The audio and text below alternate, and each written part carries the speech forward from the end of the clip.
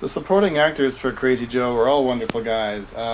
Just to give you a quick story on how they came about, Tim Carr was the first person I met in San Diego that was involved in film. He was an actor. He was is my wife's second cousin, and we had never met before. So he introduced me to Mike Poole and Jason Lethert and some other filmmakers here in San Diego. I went down to the set of Terms of Azimuth, where they were shooting a film that Mike was, I guess, the DP for. And that's how I met everyone, and Tim was acting in that movie. Once I started putting together Crazy Joe and casting it, Tim Carr was the very first actor actually officially cast. When I met him, I pretty much knew that he would be a great Uncle Tim. When it came time to cast the roles for Huggins and Jed, the two Rumsfeld friends, originally I was going to have Mike Poole, again, who was a filmmaker and a director here in San Diego. I don't think he'd ever tried his hand at acting, but I thought he would be pretty good as Huggins. He's got a good look, and I did audition him, and I thought he'd be fine. And then Jason Lethert was going to play Jed. Now Jason, of course, ended up playing the coworker in the office scene instead. But what happened on this is that 2 days before we were going to do the bar scenes, Mike and Jason ended up getting some kind of project they had to be on at 1 o'clock that very afternoon. So I actually kind of panicked because it was, they had to leave at 1 o'clock in the afternoon, and they weren't going to be able to come back the next day for any pickups. So I kind of hit the panic button, and I just realized we're not going to have time for this, and I got to find someone else if I can. So I called Tim Carr up, who graciously took on the duty of very quickly finding these two fantastic guys, Aaron and James Tarbert.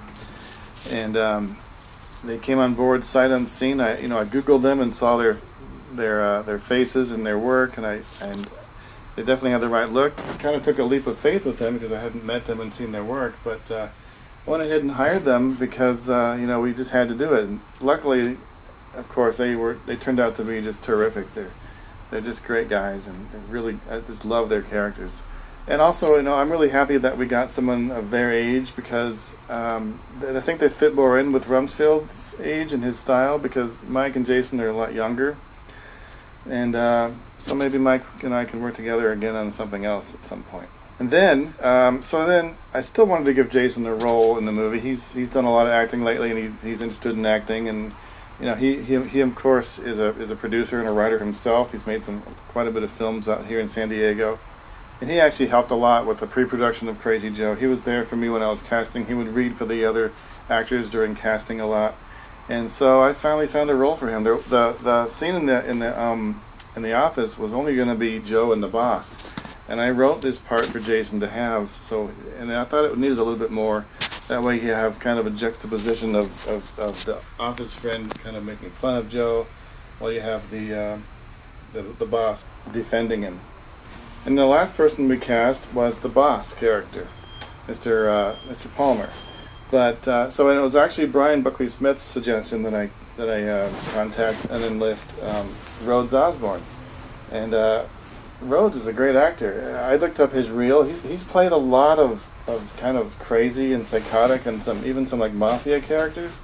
So he's really got quite a diverse style.